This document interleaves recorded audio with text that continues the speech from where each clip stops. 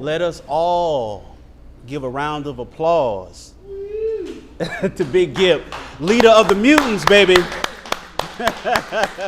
Yeah, man. Welcome to Members Only, sir. All right, man. Thank you so much. Man, it's an honor to have you here. You are a living legend. I'm big on history, Gipp. Yeah. And before we talk about anything else, I want to know some history. What you I know? would love to start with the formation of Goodie Mob, the year, time, as much as you can recollect.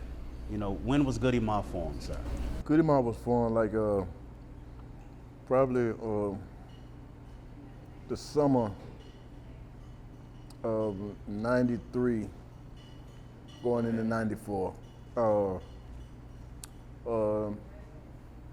It was an amazing thing because it happened kind of like all together. Outkast. It started on Headland and the Low. Recall Ray Murray and said, yo, come up here and play some music. Went up there and played some music, got to meet the Outkast. Boom, Outkast moved into the Dungeon. At that time, Gipp is in a group called East Point Chain Gang. Cujo is already doing Cujo and P-Funk Goodie Mob. CeeLo is a solo artist at that time. We started working, boom. I kind of started going to the Dungeon more. Cujo started coming to the Dungeon more. T-Mo comes to the Dungeon more. And different events happened where when we started working on the Outkast record and we did those actual records. Once the album came out, everybody knows it went platinum. Ian Burke, Rico Wade, Organized Noise, Sleepy, and Ray, they kind of told us, yo, Gipp, Cujo, T-Mo, and CeeLo, that's Goodie Mob. And once we did that, L.A. Reid was like, instead of us breaking y'all up, put y'all together. And that's how Goodie Mob was formed. And we all was always around each other. I really come from the first group of fellas put together. I came with Ray Murray from East Point. Rico stayed up the street from me on the Low. That's where the actual Dungeon was. Rico has always been the nucleus. So that's where Big Rube was and everybody was. So once Rico got the house in Lakewood, that's when all of us had a central location to come and be together. And man, after the Outkast success, it was funny, man, because I remember all of us still had jobs. And we had finally locked down the deal with LaFace Records, and we're coming out on this Christmas record, and Greg Street was the first person to play Players Ball on the radio. And I remember that day that he played Players Ball on the radio, all of us quit our job. Y'all were done. We were done. We were like, if they made it, we made it. And the rest was faith. You know what I mean? The rest was faith and believing in ourselves. I tell young artists all the time, you can keep knocking on that door as hard as you want to, but they won't open that door until you're ready. So patience is a virtue. And after the success of Outkast, man, it was just all about making sure that people understood that the South was here and we were staying.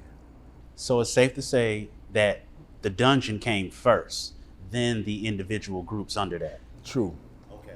That's how it all got together. Because it was funny because we was just fragmented as organizers working on Outkast. So during that process is when they started saying, okay, we're working with Twan and Dre, but we gotta include everybody else to make it a album.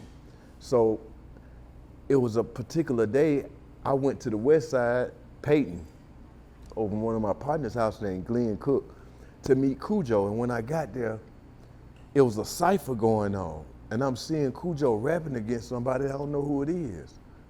So when I walk around and look, it's CeeLo. And during this time, he just stepped back and started singing. And I had never seen that before. So I ran back to the dungeon and told Ray and Reek, I was like, yo, bro, like, I seen this kid on the west side. I ain't never seen him before. I had never seen this before, a person that can rap, then go into this singing in his voice. They were like, bring him to the dungeon. And once CeeLo came to the dungeon family was formed. It was done. The rest was just work. Mm. Did you all go to school together? Well, I'm gonna tell you this. This is the funny thing about Goodie Mob. Cujo, I met when I got to high school. I met Timo in elementary school at a after school program for a private school named Romar Academy that was in his neighborhood, Southwest Atlanta, across the street from Southwest High School. So as children, it was another kid that I was playing Connect 4 with. Me and him just kept going back and forth. Well, that time, when I left that school, I never saw him again. And one day Timo said, you know that was me that you was playing Connect 4 with. And I said, what? He said, Gipp, that was me. I met Timo as a kid. Met Cujo once I got to Mays High School. I got kicked out of Fulton County schools. I had to go to Atlanta Public School. And I met CeeLo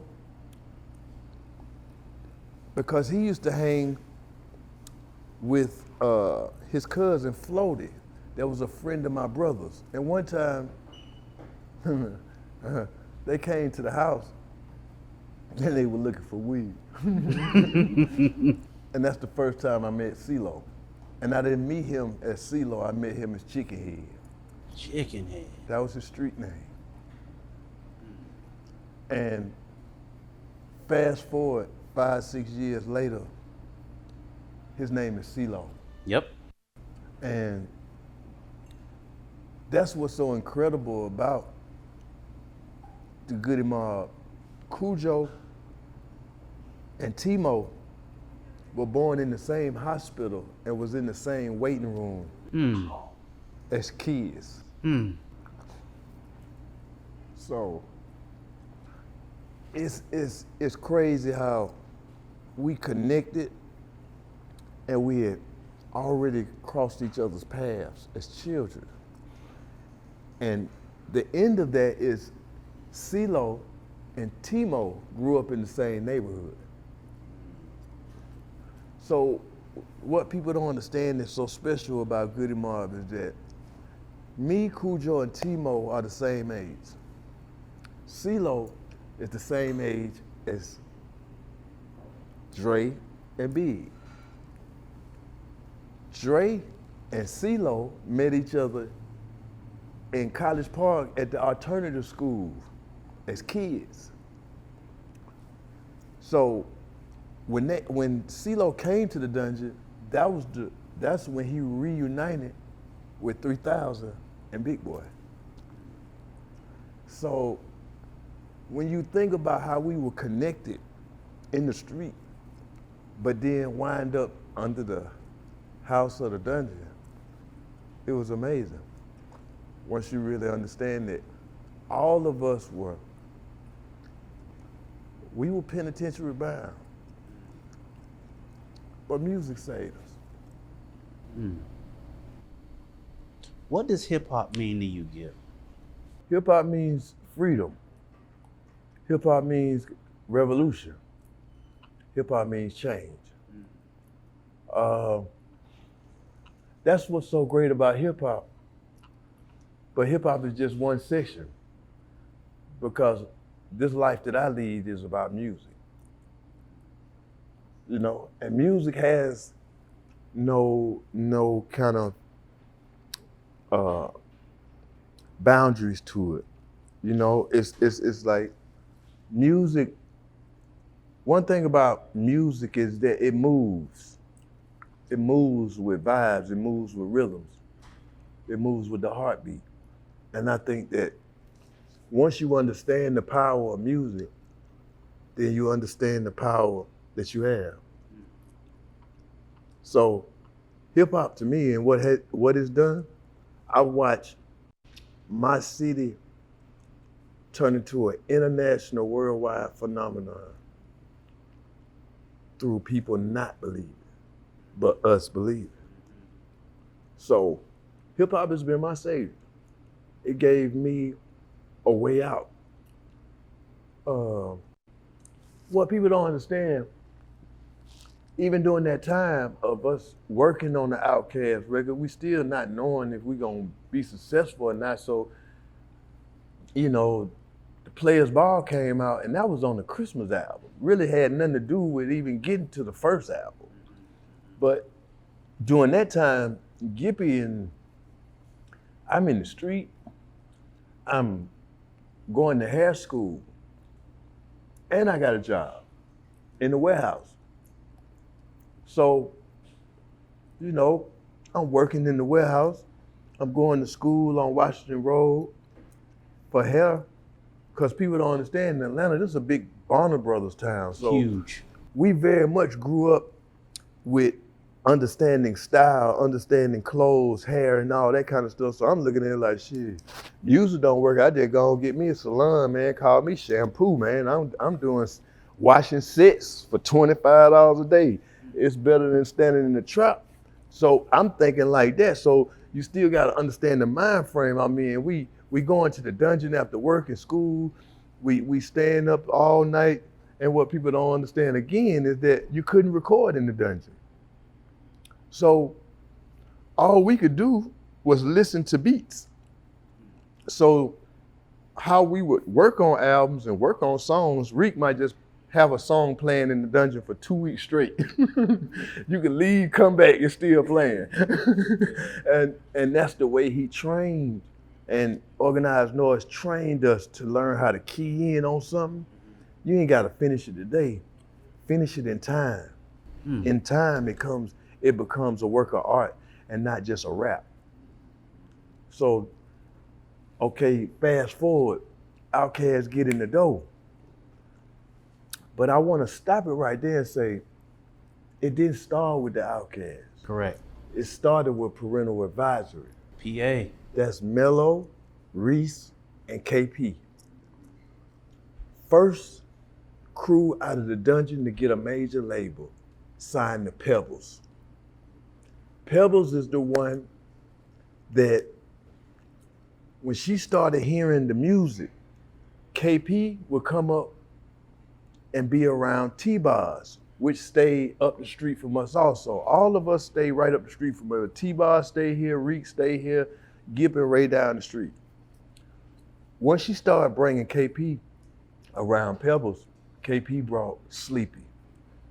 Once she met Sleepy, she started investing in Organized Noise. From there, PA got a deal, Outkast went to LA. First time you ever heard Gipp professionally was on Parental Advisory's album with a record called Dope Stories that featured Gipp and Pimp C. So I was out before the group in front of everybody. And at the same time, it was an introduction to the world is this Gipp. So when you hear 3000 say Big Gipp, Goodie Mob, I wasn't in Goodie Mob. Gipp was a solo artist. Even doing the makings of Outkast's first album. Not to the end did all of a sudden Ian Burke, LA, and Organized made the decision to say, hey, these two solo artists, that's CeeLo and Gipp, and then you got Cujo always representing the Goodie Mob, Cujo and the P-Funk Goodie Mob. With that, put that together. It was the greatest decision we ever did because it gave us even a more dynamic canvas to paint on once we started Goodie Mob. Because people didn't know what Goodie Mob was gonna sound like. Because you had Get Up, Get Out, and Get Something, and then you had Call of the Wild with Timo and Cujo. So sound-wise, you like, what is Goodie Mob gonna sound like? Outkast, they brought you our culture of how we live, how we party, our player vibe. That's what they thought Goodie Mob was gonna be about. And it wasn't. And what people don't get is that, boom, we signed a deal. First thing Reek says, we recording the album at Curtis Mayfield house. And I'm like, huh? Wow. We recording at Curtis Mayfield house. He said, yeah, Curtis Mayfield stay in the neighborhood. What? Curtis Mayfield stay on Campbellton Road, behind the Church of Chicken. He got a house over there. That's his private studio. Okay. We get to Curtis Mayfield house and we start recording the album. We started recording the album, and what's so funny about it is that this is the first time that we are looked at as like, people want to interview us, because Outkast's third single was Get Up, Get Out, and Get Some. It became an instant underground success. We shoot a video to it. Now we out here. You know, the guys that you heard on the album, now they're in your face. Politics. Hey man, the song a little bit too long, so we're gonna have to cut Gipp verse off so we can make a radio version. The song blows up, goes gold or whatever. And that's the first time I got hit with the politics. You know what I mean? Like, okay. But the greatest thing out of it is you hit us with the politics, but CeeLo happens to get Rhyme of the Month in the Source. The first Southern artist to get Rhyme of the Month in the Source. It was like getting a Grammy in a place that was not very inviting to us. At all. The hip hop hierarchy. And I always want to clarify this to people that's listening to me and looking. It was never the people or the hip hop culture. It was the people that controlled the hip hop culture. So it was the suits, it was the radio people. Nah, we don't listen to that up here, we don't do that all that. But when CeeLo got Rhyme of the Month, and they took a picture of just me and him, people thought that just me and CeeLo was the Goodie Mob when they first seen it in the Source. So just imagine this, I had two other group members that was straight slighted. So that's when we always paid attention to the division, the breakdown situation. Anything that's strong and they know that they can't control it, the first thing to do is to weaken it, is to separate it. So having that kind of situation happen before we even came out, it educated us about we had to stand with us and not with the system. So one day Reek was like, yo, we in Doppler. Busta Rhymes up there, he gives Big Rube a book. Rube reads this book and you know, that's like the brainiac of the dungeon, you know, like, he's like, yo, y'all need to read this. At this time, you gotta understand, like, a lot of the album was kind of like already down, but we didn't have a single. We didn't know what the single was gonna be. And we read this book. And Reek was like, yo, we got an idea. Cujo went to the studio and heard this beat, Cell Therapy. Cujo laid the verse and laid the hook. When we got to the studio, Reek was like, it's on y'all. You know what I mean? Wow. What's up with that, Joe? I got a lot of my parts from this, that, and the other, Gipp. Cool. He took his from different books and different videos and different VHS tapes that we had during that time. I took mine directly from the book. I read the book, Behold of the Pale Horse, and I took my observation of it and I put it into words. That's the verse y'all got for sale there. Wow. Gipp, do you have a top 5 MC list? Yes, but I'm gonna tell you how I rate people. Okay. I was brought into hip hop and music from Organized Noise, Ray Murray. He taught me how to rap from scratch. Okay. So in teaching, we started out with Last Poets. We started out with Grandmaster Flash, Melly Mel, like KRS-One, King's Son, Rakim. I was just educated on the best of rap. Chuck D, Ice-T. My top 5 and how I pick rappers are, did I learn something from? So my top first would be Chuck D. I learned more from Chuck D than I learned from a lot of people that I listened to at the time. Then Rakim, me being in middle school and him coming out and having this New York style that I hadn't seen before. Him, KRS-One, the first album was just incredible. A kid from the group home that turned his life into this. Yep. Ice-T, a person that I saw in different movies, a person that I saw could speak different from most West Coast artists. Eazy-E didn't speak a lot. No, he didn't. You know, he never spoke a lot. It was just Easy standing there. You know, his power that spoke for him. Ice-T was more vocal and more about, yes, I represent this, but it's a smarter way to be. And this is how you do it.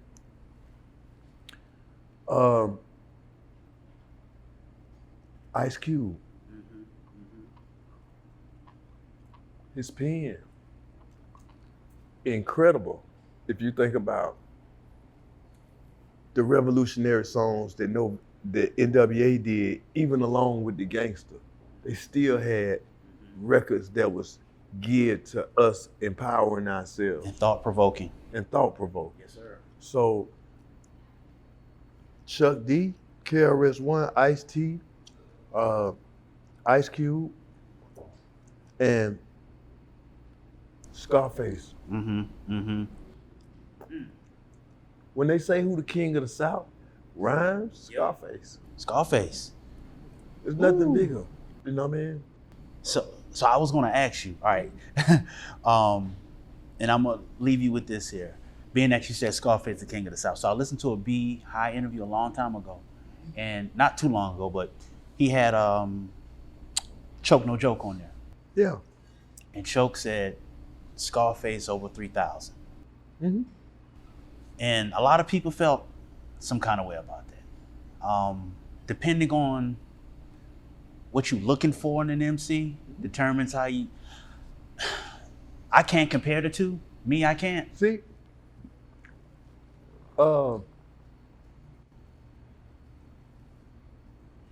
Scarface is a whole continent of the South. 3,000 is the child that was birthed that took it to another level. See, Scarface, you can't compare to him because he damn near is the blueprint like to it. You know what I mean? Where 3,000 and where Big Boy elevated theyself even over the Run DMCs is that they wrote everything and they produced some of their biggest records. No other artist has pulled that feat off.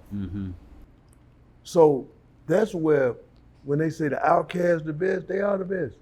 They say, hey man, get away. Do you got any problem with Goodie Mob being number this or number that on the list? Shit, bro, why I'm tripping? We number one. I'm on every Outkast record. So it don't matter. What's extraordinary is you got two groups from the same family on the same list. Talk about that. Out the same house, from the same teachers.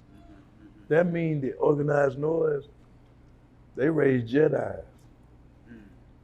They can stand on any principle of hip hop you want to go with. The reason why they are so disoriented with Goodie Mob is that Goodie Mob they've never been able to duplicate Goodie Mob in no kind of way. No shape and form. That's the reason what they can't duplicate, they never give you the awards.